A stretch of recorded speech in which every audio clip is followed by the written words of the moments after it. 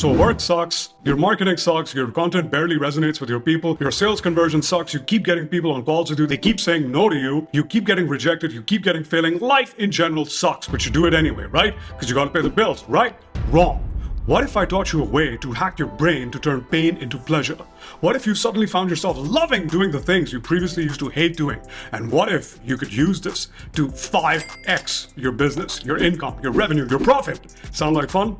Let's rock. Hey guys, my name's Yagya, founder and creator of Record Breaker, where I help you shatter past your highest ever revenue record months in the shortest amount of time. And in today's video, I'm going to be sharing with you the secret hack that lets my client 5x to 16x their income, usually in about a month or two. So let's get into the video.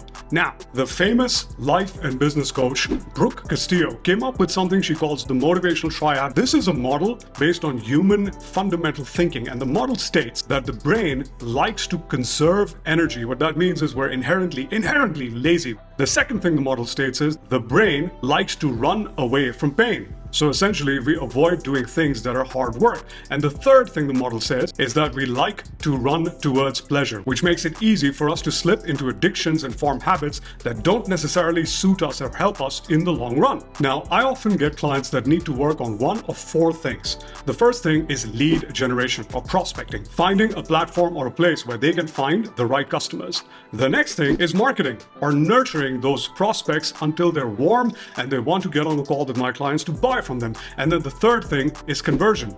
Do the sales process, tell the client what you have to offer, and sell them and convert the prospect into a client. And the fourth thing they suffer from is that the motivational triad takes over and stops them from doing the first three. Now, this could either be because of the pain of having to try marketing again and again and not having it work for them, or the pain of being rejected again and again on sales calls, or the fact that there's a lot of hard work that they're putting in nurturing those people. And they've just about had it because no one likes having crickets when they're running a marketing campaign. No one likes being told no over and over and over again on sales calls. And sooner or later, the triad kicks in.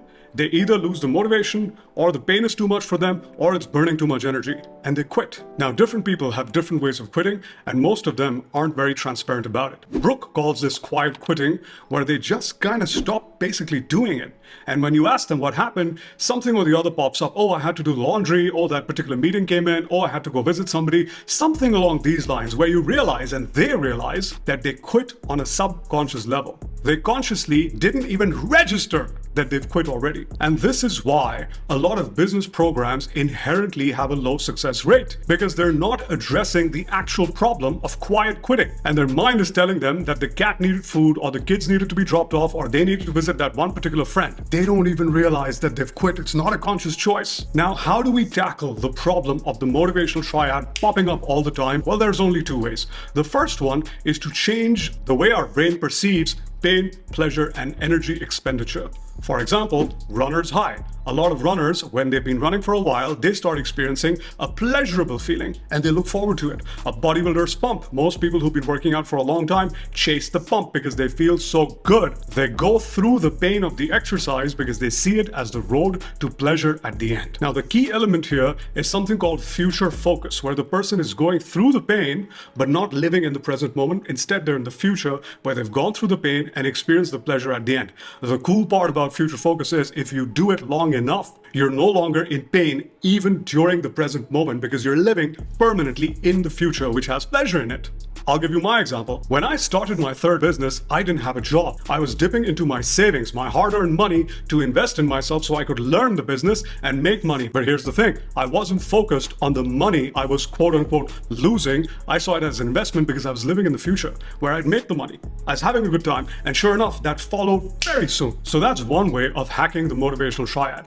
The second and the only other way to hack it is to have one of the laws, running towards pleasure, running away from pain, conserving energy, have one of these laws trump the other, be stronger than the other. To give you an example, when somebody's getting a tattoo or somebody's getting a piercing, they are excited, they're happy, they're not feeling pain because the anticipation of the reward is so high that it trumps the temporary pain they feel. When future focused is practiced long enough and you become good at it, you get the ability to turn up the pleasure of the future reward that you're going to get to a level where it trumps whatever current pain you might be going through. And as we keep doing this, we train the brain again and again and again to see things from this perspective. Essentially, we learn the art of delaying gratification in exchange for long-term rewards. Now, you're probably wondering, all right, cool, Yaya, that's brilliant. You've been able to do this. We don't have the same background as you. We don't work out like you. We haven't built 5 businesses. So how the hell are we supposed to practice hacking the motivational triad? I'm going to share with you an exercise that I have all my clients do, and that is the way you're going to be able to do it. Ready? Let's go. So the first thing you're going to do is think of something that's giving you pain right now. Maybe it's going deep into understanding who your client is, what your avatar is, what your offer is. Maybe it's going deep into the pain of the marketing that you're doing. Maybe it's going deep into studying sales and sales conversion and getting everything right. Get super clear on the why it feels like pain. Now that you're clear on the pain, refer back to your past, not mine, your past, and remember a time where you did something painful that resulted in a reward at the end. Maybe it was working hard and getting A grades on a test. Maybe it was working hard on a relationship that thrived and became beautiful. Get super clear on that one instance where you worked very hard and you found yourself experiencing an amazing reward at the end. Now, using this as a reference, think logically about what your current pain, whatever it is you're doing, what this current pain will eventually, invariably lead you to.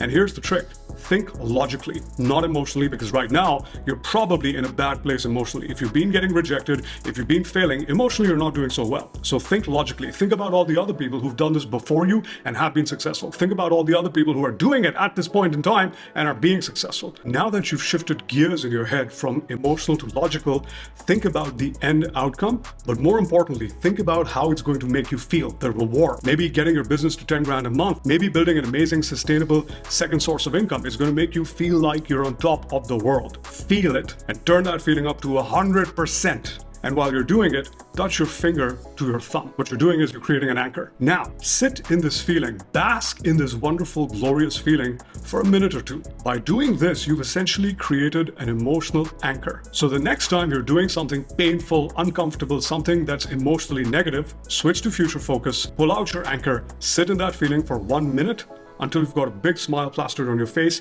and you've reoriented, you've readjusted, you've realigned to your goal, the reason why you're doing it in the first place, and get on with your day. Boys and girls, I hope you found that useful. I'm out of here. See you next time. Bye-bye.